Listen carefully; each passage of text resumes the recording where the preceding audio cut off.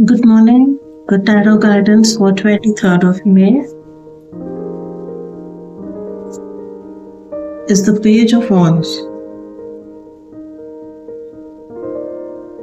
Take actions towards your aspirations.